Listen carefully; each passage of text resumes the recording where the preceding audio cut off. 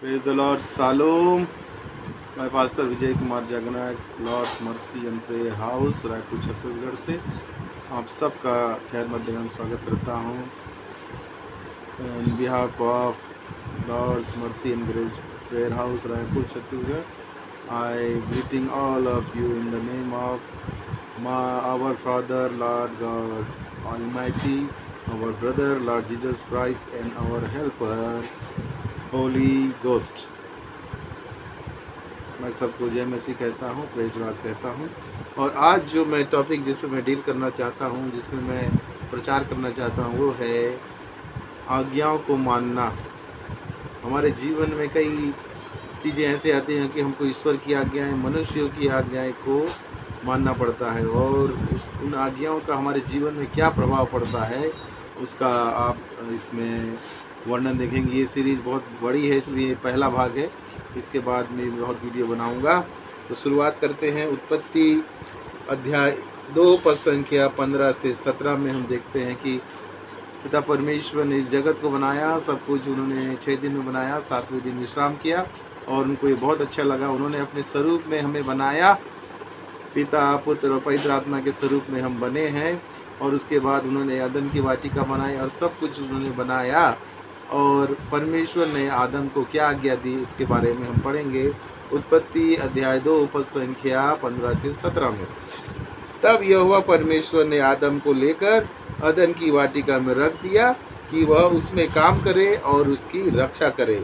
और यहोवा परमेश्वर ने आदम को यह आज्ञा दी कि तू वाटिका के सब वृक्षों का फल बिना खटके खा सकता है, पर भले या बुरे के ज्ञान का जो वृक्ष है उसका फल तू कभी न खाना, क्योंकि जिस दिन तू उसका फल खाएगा उसी दिन मर जाएगा।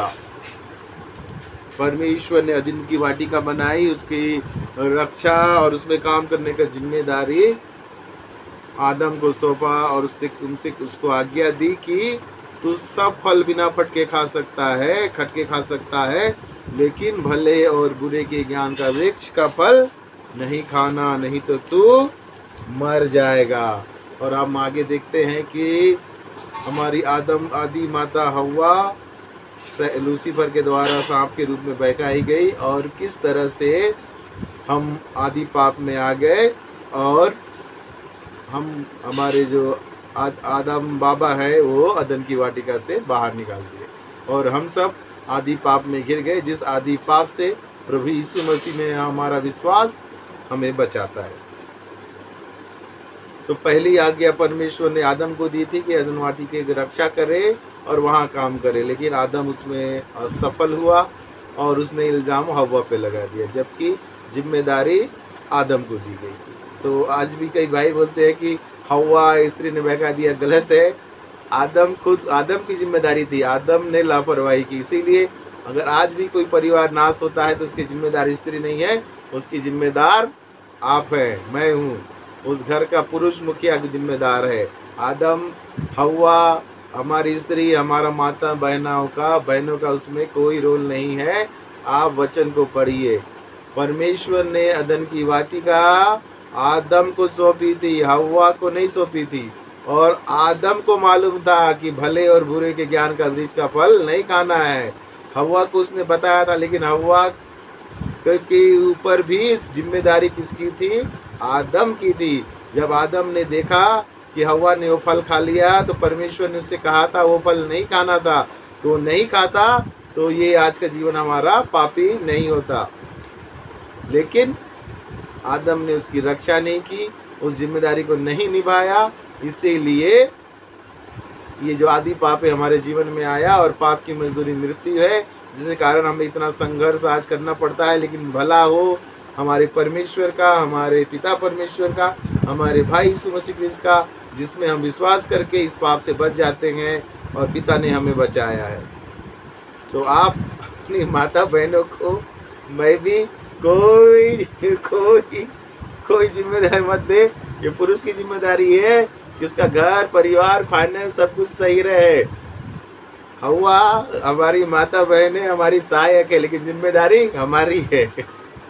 तो ऐसा बोल रहा हूँ तो मेरी पत्नी बहुत खुश हो रही है। तो आप सब बहन जो माता बहन है, वो इस चीज से आजाद हो जाए कि आपका रोल है। जिम्मेदारी आदम की है, पुरुषों की जिम्मेदारी है। पुरुषों को प्रभु यीशु मसीह ने कली सिर ठहराया है, तो वो जिम्मेदारी हमारी है। आगे हम देखेंगे परमेश्वर को हमें अपना सर्वोत्तम बलिदान चढ़ाना चाहिए। और आदम के 2 बच्चे हुए, केन और हाबिल। हाबिल जो है वो जानवर पालता था और केन खेतीबाड़ी करता था। तो हाबिल ने अपने उत्तम पशुओं से प्रभु परमेश्वर को बलिदान दिया और केन ने अपना सर्वोत्तम बलिदान नहीं दिया। तो परमेश्वर ने हाबिल की भेंट को ग्रहण किया और केन की भेंट को अस्वीकार नहीं किया। हमें भी परमेश्वर को सर्वोत्तम भेंट देना चाहिए।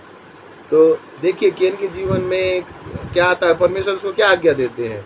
उत्पत्ति अध्याय 4 पद संख्या 6 का 7।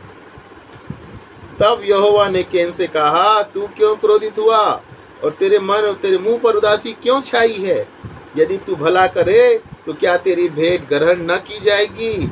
और यदि तू भला न करे तो पाप द्वार पर छिपा रहता है और उसकी लालसा तेरी ओर होगी और तुझे उस पर प्रभुता करनी है।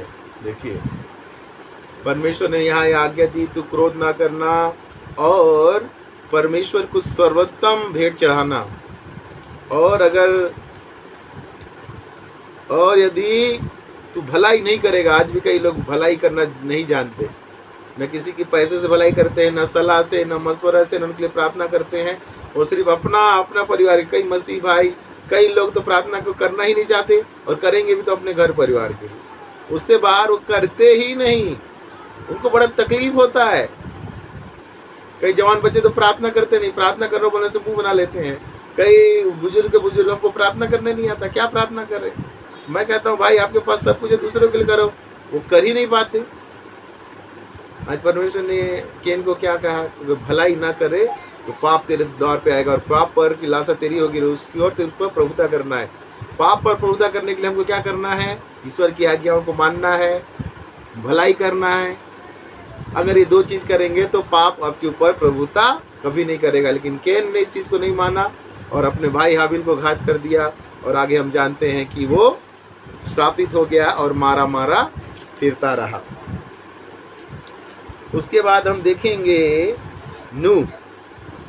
परमेश्वर इस सृष्टि को सुंदर बनाई थी, हम मनुष्यों को सौंप दिया था, लेकिन मनुष्य उसके योग्य नहीं ठहरे और परमेश्वर को इस सृष्टि को नाश करने का फैसला न लेना पड़ा। तो जेनेसिस उत्पत्ति अध्याय 6 पद संख्या 23 से 22 में हम देखेंगे। उससे पहले मैं 12वां वचन पढ़ूंगा। और परमेश्वर ने पृथ्वी पर दृष्टि की तो क्या देखा कि वह बिगड़ी हुई है और सब प्राणियों ने पृथ्वी पर अपना चाल चलन बिगाड़ लिया था। परमेश्वर ने पृथ्वी पर दृष्टि की और देखा कि सब प्राणियों ने अपना चाल चलन बिगाड़ लिया है। आज जैसे कोरोना की महामारी आ रही, क्यों आ रही है? परमेश्वर की ओर से है ये। सब प्राणियों ने अपना चाल चलन बिगाड़ लिया है। गिरे से गिरा काम, गंदे से गंदा काम, परिवारों में व्यभिचारों का घर बन गया है। सदोम हमारा सब गई बीती हालतें हैं। माँ व्यभिचारी, बच्चे व्यभिचारी, पूरा खानदान व्यभिचारी, पैसों का व्यभिचार, शरीर का व्यभिचार, ईश्वर की आज्ञाओं का, मूर्ति पूजा का व्यभिचार, नाम धराई क्रिश्चियन, व्यभिचार से भर गई है पृथ्वी। तो परमेश्वर ने नूह से क्या कहा? तब परमेश्वर ने नूह से कहा, सब प्राणियों के अंत का प्रश्न मेरे सामने आ गया है, क्योंकि इसी कारण पृथ्वी उपद्रव से भर गई है, इसलिए मैं उनको पृथ्वी समेत नष्ट कर डालूंगा। इसलिए तू गोपर वृक्ष की लकड़ी का एक जहाज बना ले, उसमें कोठरियां बनाना और भीतर बाहर उस पर लार लगाना। इस ढंग से तू उसको बनाना। और उसमें उसने पूरी बताया कि कैसे बनाना है। और सुन, मैं आप पृथ्वी पर जल प्रलय करके सब प्राणियों को जिनमें जीवन का प्राण है आकाश के नीचे से नष्ट करने पर हूँ, और जो सब पृथ्वी पर मर जाएंगे, परंतु मैं तेरे संग में वाचा बांधता हूँ। इसलिए तू अपने पुत्रों, स्त्री और बहु समेत जहाज में प्रवेश करना, और सब जीवित प्राणियों में से तू एक एक जाति के 2-2 अर्थात एक नर और मादा जहाज में लेकर जाना और अपने साथ जीवित रखना। एक जाति के एक पक्षी और एक एक जाति के पशु और एक एक जाति के भूमि पर रेंगने वाले, और सब में से 2-2 तेरे पास आएंगे कि तू उनको जीवित रखे। और भांति भांति का भोज्य पदार्थ जो खाया जाता है उनको लेकर तू अपने पास इकट्ठा रख करना, जो तेरे और उनके भोजन के लिए होगा। और परमेश्वर की आज्ञा के अनुसार नूह ने किया। और उसके बाद हम देखते हैं कि जल प्रलय हुआ, लेकिन नूह और उसका परिवार बच गया। एक धर्मी नूह। इसलिए गाना है कि अगर एक भी धर्मी होगा तो प्रभु मेरा भाई यीशु मसीह उसको बचाने आएगा। नूह को बचाने आया, नूह को और उसके परिवार को बचा लिया। आज भी अगर आप अपने पापों से फिरेंगे, प्रभु यीशु मसीह के सामने अपना सच्चा पाप अंगीकार करेंगे, यीशु मसीह आपको कोरोना से बचाएगा, आपको मरने नहीं देगा। लेकिन आप अपना मन को हटीला करेंगे और उसको आंख दिखाएंगे, तो परमेश्वर का क्रोध और जलजलाहट आपके ऊपर आएगी और आप नष्ट हो जाएंगे। ना आपका पैसा आपको बचा पाएगा, ना आपकी धन संपत्ति, ना आपकी पहचान। जो हो रहा है आप देख रहे हैं, बड़े बड़े लोग, पैसे वाले लोग मर रहे हैं। ऐसे लोग मर रहे हैं कि हम सोच रहे हैं कि ये लोग भोले वाले मर रहे हैं, लेकिन इनका जीवन बहुत गंदा था। इन्होंने परमेश्वर को नहीं जाना, उनकी आज्ञाओं को नहीं जाना, न परमेश्वर से प्यार किया, न अपने पड़ोसियों से प्यार किया, ना इन्होंने कभी किसी की भलाई की, लोगों का मजाक उड़ाया, हमेशा घमंड में ये जीवन जिए। इस कारण परमेश्वर उन्हें नाश कर रहा है। इस कारण एक कोरोना आया है और हम देख रहे हैं कि पिछले बार की अपेक्षा बहुत ही घातक बन के आया, क्योंकि परमेश्वर ने मौका दिया था मन फिराव का, लेकिन लोग अपने पापों में और गिर गए और अपना जीवन को और गंदा बना लिया। यहाँ तक कि मसीह लोग जो प्रभु यीशु मसीह का नाम लेते हैं, उनके बीच में भी दरार है। अगर कोई अलग से कुछ सेवकाई करना चाहता है, उसे बनने नहीं देते हैं, उसके राह में रोड़े अटकाते हैं। प्रभु यीशु मसीह ने क्या कहा? जो मेरे पक्ष में है, मेरे विरोध में नहीं।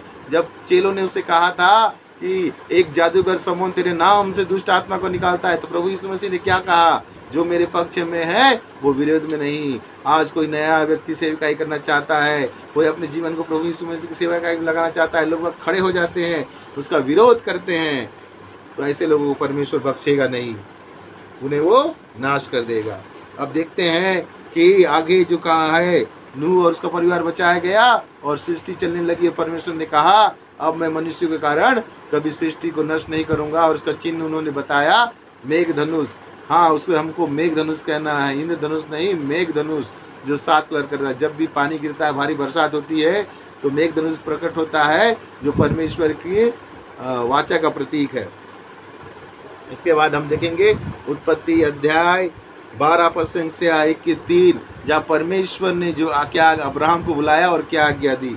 यहोवा ने अब्राहम से कहा, अपने देश, अपने कुटुंबियों और अपने पिता को के घर को छोड़कर उस देश में चला जा जो मैं तुझे दिखाऊंगा, और मैं तुझे एक बड़ी जाति बनाऊंगा और तुझे आशीष दूंगा और तेरा नाम महान करूंगा और तू आशीष का मूल होगा। जो तुझे आशीर्वाद दे उन्हें मैं आशीष दूंगा और जो तुझे कोसे में उसे साफ दूंगा, और भूमंडल के सारे कुल तेरे द्वारा वो आशीष पाएंगे।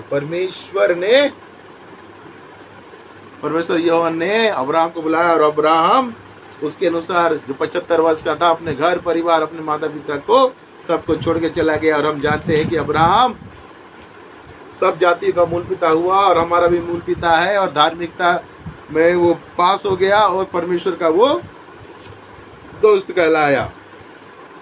आगे हम पढ़ेंगे अध्याय 13 पर संख्या 8 और 9 में, जहाँ अब्राहम और लूत के लोगों के बीच झगड़ा हो रहा है। और अब्राहम ने लूत को क्या आज्ञा दी? अब्राहम ने लूत को आज्ञा दी, मेरे और तेरे बीच में और मेरे और तेरे चरवाह के बीच में झगड़ा ना होने पाए, क्योंकि हम लोग भाई बंधु हैं। क्या सारा देश तेरे सामने नहीं? इसलिए मुझसे अलग हो जा। यदि तू बाईं ओर जाए तो मैं दाहिनी ओर जाऊंगा, यदि तू दाहिनी ओर जाए तो मैं बाईं ओर जाऊंगा। लूत ने आज्ञा दी, अब्राहम ने आज्ञा दी अपने भतीजे लूत को कि हमारे और तेरे बीच में प्रेम बना रहे, इसलिए तू अगर बाईं ओर जाएगा तो मैं दाहिनी ओर जाऊंगा, तू दाहिनी ओर जाएगा तो मैं बाईं ओर जाऊंगा। और लूत ने देखा सदम गमोरा का इलाका बहुत अच्छा है और वो वहां चला गया। और आगे हम देखेंगे उत्पत्ति अध्याय 16 पद संख्या 1 से 2। यहाँ यहाँ सारा अब्राहम को आज्ञा दे रही है कि मेरी पत्नी हाजिरा के को तू ले ले और उससे अपने वंश के लिए एक बच्चा तू उत्पन्न कर। और अब सारा अब्राहम से क्या कर रही है? अब्राहम की पत्नी सारे की कुछ संतान नहीं थी, उसके हाजिरा नाम की एक मिस्री दासी थी। सारे ने अब्राहम से कहा, देख यहोवा ने तो मेरी कोख बंद रखी है, इसलिए मैं तुझसे विनती करती हूँ कि तू मेरी दासी के पास जा, संभव है कि मेरा घर उसके द्वारा बच जाए। सारे की यह बात अब्राहम ने मान ली। देखिए, मिस्र जो है पुराने जीवन का प्रतीक है, हमारे पापों का, हमारे गंदे कामों का पुराने जीवन का प्रतीक मिस्र है। और वो हाजिरा मिस्र की थी, और अब सारे ने एक पुराने जीवन को लेके आ गई, और जिसके कारण हम आगे पढ़ते हैं कि सारा को कितना परेशानी हुआ, और सारे जगत को कितना परेशानी हुआ। हाजिरा की संतान के कारण जो परेशानी हो रही, मैं बोलूँगा नहीं, आप सब समझ जाएंगे। सारा की गलती के कारण आज हमें हाजिरा के संतानों को के कारण हमें बहुत परेशानी हो रही है। आप समझ गए, मैं नहीं बोलूँगा। लेकिन परमेश्वर सबको बचाने आया है। सारे जगत के लोगों को जो उसके पुत्र पर विश्वास करता है वो बचाए जाएंगे, और वो बचा रहा है। अब उसके बाद आगे चलेंगे हम उत्पत्ति 17 अध्याय और पद संख्या 10 से 14 में परमेश्वर ने अब्राहम को आज्ञा दी कि तू अपने वाचा का चिन्ह अपने शरीर पर रखना। और वाचा का क्या चिन्ह होगा? वो खतना। उसके बारे में परमेश्वर ने क्या आज्ञा दी? मेरे साथ बांधी हुई वाचा जिसका पालन तुझे और तेरे पश्चात तेरे वंश को करना पड़ेगा, वह यह है, तुम में से हर एक पुरुष का खतना हो, और तुम अपनी अपनी खलड़ी का खतना करा लेना। जो वाचा मेरे और तुम्हारे बीच है उसका यही चिन्ह होगा। पीढ़ी पीढ़ी में केवल तेरे वंश के ही लोग नहीं, पर जो तेरे घर में उत्पन्न हुआ अथवा परदेशियों में रुपा देकर मोल लिया जाए, ऐसे सब पुरुष भी जब 8 दिन के हो जाए तब उनका खतना किया जाए। और जो पुरुष खतनारहित रहे अतः जिसकी खलड़ी का खतना न हो, अपने प्राणियों में से नष्ट किया जाए, क्योंकि उसने मेरी साथ बांधी हुई वाचा को तोड़ दिया। परमेश्वर ने खतना करने का वाचा दिया था, और अब्राहम ने भी अपनी बड़ी उम्र में खतना किया था। लेकिन अभी जब प्रभु यीशु 99 साल की उम्र में अब्राहम ने अपना खतना 99 ईयर्स की एज में उसने अपना खतना करा था। जो लोग खतना को जानते हैं वो बहुत ही थोड़ी तकलीफदायक विधि होती है, उसको आप लोग में जानेंगे तो तकलीफदायक होती है। आजकल मेडिकली किया जाता है, पहले तो ब्लेड से चक्कू से कर देते थे। बहुत ही थोड़ा सा तकलीफदायक होता है, बहुत तकलीफदायक होता है। लेकिन नए नियम में सुसमाचार में जब प्रभु यीशु मसीह ने आया तो कहा तो अपने अपने हृदय का खतना करो। परमेश्वर अब हमारे हृदय का खतना चाहता है, हमारे किसी अंग का खतना नहीं चाहता। तो अब्राहम ने परमेश्वर की आज्ञा मानकर खतना किया। अब देखिए, परमेश्वर किसी को नहीं छोड़ता, वो सबका ख्याल रखता है। लूत जो सदोम और गमोरा में बस गया था, लेकिन सदोम और गमोरा पापों से इतना भर गया कि परमेश्वर ने उसको नष्ट करने की योजना बनाई, और अब्राहम ने उसके लिए मध्यस्थता की और 10 की संख्या तक आ गया। कुछ लोगों का कहना है कि अगर अब्राहम अगर एक भी धर्मी होगा तो बचा लेगा क्या? तो परमेश्वर उसे बचा लेते, क्योंकि लूत ही एक धर्मी का परिवार था वहाँ जो बचाया गया। उत्पत्ति अध्याय 19 में हम पढ़ेंगे पद संख्या 12 में, जो स्वर्गदूत ने कहा, फिर उन अतिथियों ने अर्थात स्वर्गदूतों ने लूत से पूछा, यहाँ तेरा और कौन कौन है, दामाद, बेटे बेटियां, और नगर में जो कोई तेरा हो, उन सबों को लेकर इस स्थान से निकल जा। देखिए, एक धर्मी मनुष्य के कारण उसका परिवार, उसका पूरा घराना बचाया जाता है। इसलिए वचन आया है, तू बचेगा तो तेरा सारा घराना बचेगा, तू उद्धार पाएगा तो तेरा घराना बचेगा। ये सच बात है। इसलिए हम यह स्थान नष्ट करने पर हैं, इसलिए कि इसकी चिल्लाहट यहोवा के समक्ष बढ़ गई है, और यहोवा ने हमें इसका सत्यानाश करने के लिए भेजा है। और लूत ने अपने दामादों को ये बात बताई, लेकिन उन्होंने उसको ठट्टा किया। देखिए, एक जगह आज्ञा मानना है, एक जगह नहीं आज्ञा मान रहे हैं, और दामादों ने उसको ठट्टा करने वाला दामादों ने उसे लूत को ठट्टा करने वाला जाना। और देखेंगे कि वो जो है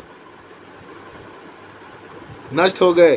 और 16, 17, 22 वचन पढ़ेंगे, वह विलम्ब करता रहा। इस पर उन पुरुषों ने उसका और उसकी पत्नी और दोनों बेटियों के हाथ पकड़े, क्योंकि यहोवा की दया उस पर थी, और उनको निकालकर घर के बाहर कर दिया। देखिए, धर्मी होने कारण लूत के ऊपर परमेश्वर की दया थी। जो धर्मी है उसके ऊपर मेरे पिता परमेश्वर की दया होगी, उसके ऊपर मेरे भाई यीशु मसीह की दया होगी। कितना भी संकट आ जाए, विपत्ति आ जाए, महासंकट आ जाए, क्लेश हो जाए, बीमारी आ जाए, महामारी आ जाए, मेरा पिता परमेश्वर, मेरा भाई यीशु ने बचाएगा। और फुर्ती से वह भाग गया और बच गया। लेकिन लूत की पत्नी ने गलती कर दी, आज्ञा को नहीं माना, कि उसने स्वर्गदूत ने कहा था कि पीछे मुड़कर मत देखना, पीछे मुड़कर न देखना। लेकिन लूत की पत्नी ने दृष्टि फेर के पीछे देखा और नमक का खंबा बन गई। इसलिए प्रभु यीशु मसीह ने क्या कहा? लूत की पत्नी को स्मरण रखो। क्यों कहा? जब परमेश्वर की आपके ऊपर दया हुई है, परमेश्वर आपको बचाने आया है, विपत्ति से, महासंकट से, कोरोना, सबसे कोरोना से बचा के आया, तुम पीछे मुड़कर नहीं देखना, पीछे की जीवन की तरफ मत जाना, तुम्हारे पीछे की गंदगी को मत देखना। लेकिन लूत की पत्नी ने पीछे मुड़कर देखा, आज्ञा को नहीं माना और नमक का खंबा बन गई। आज आप पर परमेश्वर की दया हुई है, परमेश्वर आपको कुछ चीज करने से मना कर रहा है, अगर आप करेंगे तो आपके साथ सही नहीं होगा। ये वचन झूठा नहीं है। उत्पत्ति अध्याय 26 अध्याय 19 पद संख्या 26 को पढ़िए। लूत की पत्नी जो उसके पीछे थी, दृष्टि फेर कर पीछे की ओर देखा और वो नमक का खंबा बन गई। देखिए उत्पत्ति 19 अध्याय 17 में और क्या कहा? और ऐसा हुआ कि जब उन्होंने उनको बाहर निकाला तब कहा, अपना प्राण लेकर भाग जा, पीछे की ओर न ताकना और तराई भर में न ठहरना, उस पहाड़ पर जाना, नहीं तो तू भी भस्म हो जाएगा। लूत को क्या आदेश दिया? पीछे की तरफ मत देखना, तराई में नहीं रहना, तू भी भस्म हो जाएगा। लेकिन लूत की पत्नी ने सब आज्ञाओं को जानते हुए नहीं माना और 26 में हम देखते हैं कि वो नमक का खंबा बन गई। आगे देखेंगे और आज्ञाओं में हम देखेंगे जब इसहाक का जन्म हो गया, इसहाक के जन्म की तो सारा ने हाजिरे के संबंध में अब्राहम को क्या आज्ञा दी? तब सारा को मिस्री हाजिर का जो पुत्र अब्राहम से उत्पन्न हुआ था हंसी करता हुआ दिखाई पड़ा। इस कारण उसने अब्राहम से कहा, इस दासी को पुत्र सहित निकाल दे, क्योंकि इस दासी का पुत्र मेरे पुत्र इसहाक के साथ भागी नहीं होगा। यह बात अब्राहम को अच्छी नहीं लगी, लेकिन परमेश्वर ने भी आज्ञा दी। परमेश्वर ने अब्राहम से कहा, उस लड़के को और अपनी दासी के कारण तुझे बुरा न लगे, जो बात सारा तुझसे कहे उसे मान ले, क्योंकि जो तेरा वंश कहलाएगा वह इसहाक से ही चलेगा। दासी के पुत्र से भी एक जाति उत्पन्न करूंगा, इसलिए कि तेरा वह वंश है। परमेश्वर ने कहा, इसहाक जो तेरी असली संतान है उससे मैं वंश चलाऊंगा, इसलिए तू सारा की बात मांग ले और दासी हाजिरा को घर से निकाल दे। और इसीलिए मैं हाजिरा के पुत्र इस्माइल से तेरा वंश चलाऊंगा, क्योंकि वो तेरा है। देखिए परमेश्वर, जो लोग पाप में गिरे हैं, परमेश्वर उनको क्षमा कर रहा है और उनको भी आशीष दे रहा है। लेकिन जो धर्मी है, सच्चाई से चले हैं, उनका भाग बड़ा है। इसहाक जायज संतान है और हाजिरा एक दासी और मिस्र पुराने जीवन की संतान। लेकिन परमेश्वर दोनों को प्यार करता है। परमेश्वर भले और बुरे दोनों पर अपना प्रकाश चमकाता है। यही हम देखेंगे, उसने इसहाक के ऊपर भी आशीष दी और इस्माइल के ऊपर भी। लेकिन इसहाक के कार्य अलग थे और इस्माइल के कार्य अलग थे, इसलिए दोनों को उनके कामों के अनुसार आशीष मिली। इसहाक आगे बढ़ता गया, लेकिन इस्माइल का जीवन गंदा था।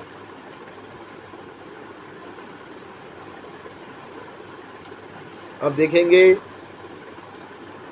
उत्पत्ति अध्याय 21 का ही 17-18 वचन। परमेश्वर ने हाजिरा की कैसी सुधि ली?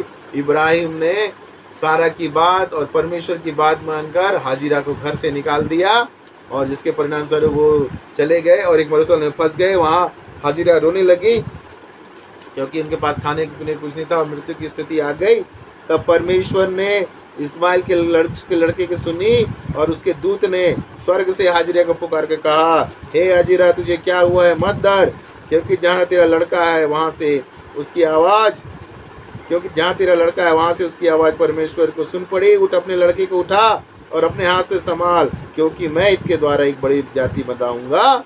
और उसके बाद परमेश्वर ने उसकी आंखें खोल दी और एक कुआं दिखाई पड़ा। उसने जाकर थैली से जल भरकर लड़के को पिलाया और परमेश्वर उस लड़के के साथ रहा। वह बड़ा हुआ और जंगल में रहते हुए धनुधारी बन गया और उसकी माता ने मिस्र देश से एक स्त्री मंगवाकर उसकी शादी करवा दी। देखिए, मिस्र जो है पुराने जीवन का, दासता के जीवन का प्रतीक है। उसने मिस्र से, क्योंकि वो मिस्री थी, मिस्र से बन मंगा कर उसकी शादी करा दी, उसके जीवन को और बर्बाद कर दिया। परमेश्वर ने अगर आपको बचाया है तो खुद ही बचिए, लोगों को बचाइए, पुराने जीवन में मत जाइए। अब्राहम की पत्नी बन गई थी, अगर वो किसी इजरायली स्त्री तो उसको शादी करती तो उसका जीवन बच जाता, लेकिन उसने वही गलती कर दी और उसका जीवन और बर्बाद हो गया। देखिए, इसके बाद परमेश्वर ने अब्राहम की परीक्षा लेने के लिए क्या आज्ञा दी। ये बहुत ही महत्वपूर्ण वचन है और बहुत ही जबरदस्त वचन है। इसमें हम देखते हैं एक बाप के दिल पर क्या बीत रही है। परमेश्वर ने अब्राहम की परीक्षा की और कहा, हे अब्राहम, उसने कहा, देख मैं यहाँ, उसने कहा, अपने पुत्र को, अपने इकलौते पुत्र इसहाक को जिससे तू प्रेम रखता है, संग लेकर मोरिया देश में चले जा और वहां उसके पहाड़ के ऊपर जो मैं तुझे बताऊंगा होम बलि करके चढ़ा दे। आज 99-100 साल की उम्र में, 99 साल की उम्र में या अधिक उम्र में आपका एक बच्चा होगा, इकलौता बच्चा होगा, अगर परमेश्वर बोलेगा कि आप उसको बलि करके चढ़ा दो, आप चढ़ाएंगे? कोई नहीं चढ़ाएगा। आप उस परमेश्वर से भाग जाएंगे, क्वेश्चन लगेंगे कैसा परमेश्वर है। लेकिन अब्राहम ने चूं चा तक नहीं की, एक सवाल नहीं पूछा। परमेश्वर ने अब्राहम से कहा, उस लड़के को, तेरे इकलौते को, उस प्यारे को, इसहाक को ले जाके मेरे लिए बलिदान कर दे। अब्राहम ने परमेश्वर की आज्ञा माना और पीछे नहीं हटा। आगे के हम पढ़ते हैं, परमेश्वर ने उसके परीक्षा से प्रसन्न हुआ और एक स्वर्गदूत आया और उसने मेढ़े का प्रबंध किया होम बलि में। यहीं से यहोवा का एक नया, परमेश्वर का, मेरे पिता का एक नया नाम आया, यहोवा यिरे, यहोवा परमेश्वर जो प्रबंध करता है। आगे पढ़ेंगे, जब इसहाक बड़ा हुआ तो अब्राहम को उसकी शादी की चिंता हुई, तो उसने अपने घर के एक नौकर को, जिसका पुरनिया था, बुलाकर क्या कहा। उसने कहा, अपना हाथ मेरी जांघ के नीचे रख और मुझसे आकाश और पृथ्वी के परमेश्वर यहोवा की इस वजह में शपथ खा कि तू मेरे पुत्र के लिए कनानियों की लड़कियों में से जिनके बीच में रहता हूँ किसी को ना लाएगा, परंतु मेरे देश में मेरे ही कुटुंब के पास जाकर मेरे पुत्र इसहाक के लिए एक पत्नी ले आएगा। देखिए, अब्राहम ने क्या कहा कनानियों से। इसलिए परमेश्वर कहता है कि असमान जुए में मत जुतो। विश्वासी हो, चेले हो तो अपने लोगों को भी शादी में सम्मत करो, अन्य जाति में नहीं जाओ। कुछ लोग जानबूझकर जाते हैं और बहुत बड़ा वो फल भोगते हैं। इसीलिए अपने जाति भाइयों में ही शादी करना चाहिए। लेकिन आज जो विश्व इतना बड़ा हो गया है, लोग नहीं मान रहे हैं। अब्राहम ने कहा और उसके अनुसार उसके दास ने किया और रिबेका नाम की उसकी पत्नी इसहाक को मिली, जिससे आगे चलकर एसाव और याकूब उत्पन्न हुए। देखिए, उसके बाद इसहाक को परमेश्वर ने क्या आज्ञा दी है, पढ़ेंगे अध्याय 26 पद संख्या 1 से 6। उस देश में अकाल पड़ा, यह उससे पहले के अकाल से अलग था जो अब्राहम के दिन में पड़ा था। इसलिए इसहाक गरार को परिस्थिति के राजा अमीमेलेक के पास गया। वहाँ यहोवा ने उसे दर्शन देकर कहा, मिस्र में मत जा, जो देश में तुझे बताऊंगा उसी में रह। तू इसी देश में रह और मैं तेरे संग रहूंगा और तुझे आशीष दूंगा और ये सब देश में तुझको और तेरे वंश को, और जो शपथ मैंने तेरे पिता अब्राहम से कही है उसे पूरी करूंगा। मैं तेरे वंश को आकाश के तारागण के समान करूंगा और तेरे वंश को ये सब देश दूंगा और पृथ्वी की सारी जातियां तेरे वंश के कारण अपने को धन्य मानेगी, क्योंकि अब्राहम ने मेरी मानी और जो मैंने उसे सौंपा था उसको मेरी आज्ञाओं, विधि और व्यवस्था का पालन कराया। जो आपको सौंपा गया है उसकी विधि और व्यवस्था का पालन कराना है। आज हमको परमेश्वर ने बाल बच्चे दिए हैं, हमको परमेश्वर की व्यवस्था, विधियों का बताना है। शुभ समाचार, बाइबल पढ़ना, प्रार्थना करना, भलाई करना, ये सब हमको सिखाना है। खुद भी सीखना है, उनको भी सिखाना है।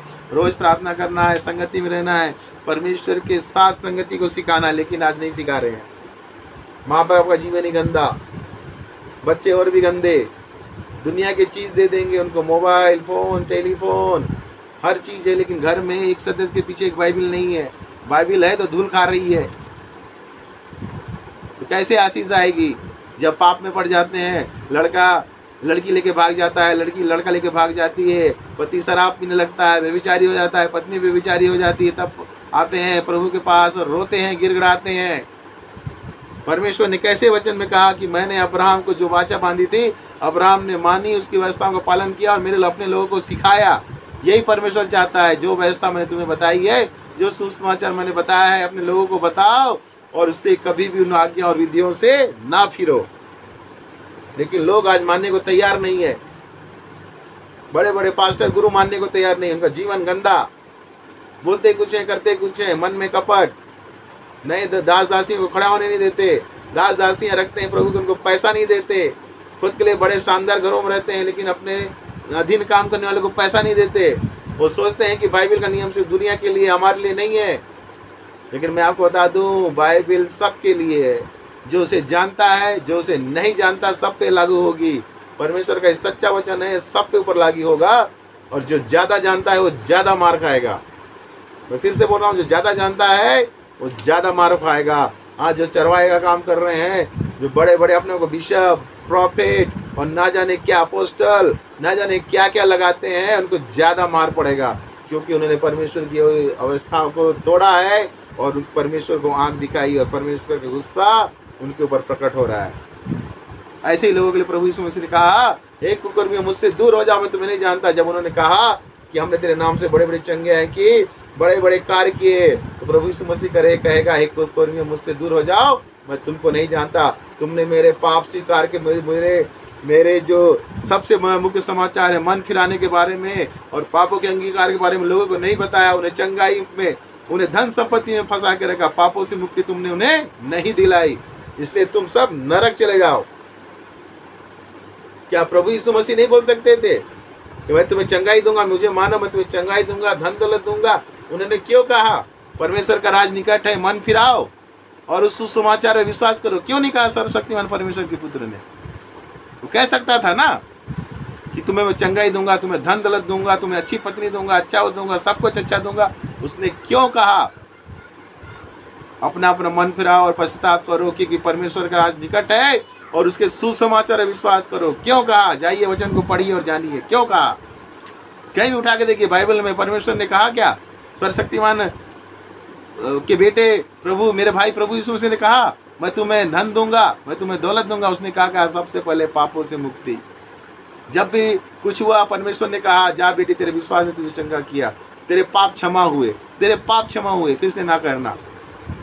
तो पापों के कारण हमारे जीवन में प्रभाव आता है, उसको प्रभु यीशु मसीह दूर करता है। और यही सुसमाचार है कि प्रभु यीशु मसीह हमारे पापों से हमें मुक्ति देता है, अपना भाई बहन और सर्वशक्तिमान पिता परमेश्वर का बेटा और बेटी बना लेता है। यही सुसमाचार है और इसके ऊपर पूरा बाइबल लिखा गया है। ये नहीं है कि हम आपको, बाकी चीज़ें तो उसको बाद में आएगी, जब पापों से मुक्ति होगी तो आपको चंगाई मिलेगी, धन दौलत मिलेगा, आपको अच्छी पत्नी मिलेगी, सब कुछ सही होगा। लेकिन मुख्य बात है, सबसे पहली बात है, मन फिराओ और पश्चाताप करो, क्योंकि परमेश्वर का राज निकट है और उसके सुसमाचार में विश्वास करो। सुसमाचार ये है कि प्रभु यीशु मसीह हमारे पापों से क्षमा देने आया है, पापियों का उद्धार करने आया है, वो पापियों को बचाने आया है। ये है सुसमाचार। वो किसी पे दोष लगाने नहीं, किसी पे न्याय करने नहीं, सिर्फ वो पापियों को बचाने आया है। वो पापियों से नहीं, पाप से घृणा करता है और पाप से मुक्त करने हम आया है। जो आदि पाप है उससे मुक्त करने आया है। ये है सुसमाचार।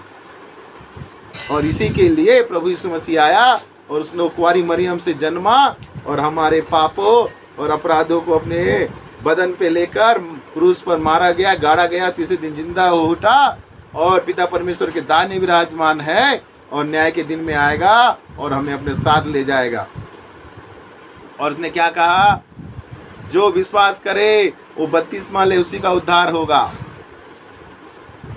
जो प्रभु भोज ले, जो प्रभु का मांस और लहू और प्रभु भोज लेता है, जीवन उसमें है। प्रभु यीशु मसीह अनंत जीवन है, जीवन और पुनरुत्थान प्रभु यीशु मसीह है। जो विश्वास करेगा वो मर भी जाएगा तो नहीं मरेगा, क्योंकि उसके साथ वो जिलाया जाएगा। यही हमारी धन्य आशा है कि प्रभु यीशु मसीह में विश्वास से हमारा ये जीवन, परदेशी जीवन भी अच्छा रहेगा और हमारा अनंत को अनंत जीवन, स्वर्ग राज मिलेगा, नए यरूशलेम में हम रहेंगे। ये है हमारी आशा। आज अन्य जातियों के पास ये आशा नहीं है। लेकिन कुछ मसीह भाई बहन इसको भी नहीं मान रहे और अपने पापों में मर गए, वो नरक जाएंगे बपतिस्मा लेने के बाद भी और प्रभु भोज स्वीकार करने के बाद भी, क्योंकि उन्होंने आत्मा और सच्चाई से खरे मन से परमेश्वर की आराधना नहीं की, उसकी आज्ञाओं को तोड़ा, उसके उल्लंघन को तोड़ा, उससे प्यार किया, भलाई का जानते हुए भी भलाई नहीं किया। ये टॉपिक बहुत बड़ा है, इसमें बाद में डील करूंगा, आज मैं इसी में ख़त्म करूंगा। परमेश्वर से प्यार कीजिए, उसकी आज्ञाओं को मानिए, उसकी आज्ञा सरल है। उसने कहा, प्रभु यीशु मसीह मेरे भाई ने 2 आज्ञा बताई, अपने परमेश्वर को अपने सारे तन मन धन से प्यार करना और अपने पड़ोसी को अपने समान प्यार करना। और कहा, जो मेरी आज्ञाओं को मानता है, उस पर चलता है, वो है मेरे भाई और बहन और माता, और जो हमारी आज्ञाओं को मानता है उसके साथ पिता, पुत्र और पवित्र आत्मा तीनों रहेंगे।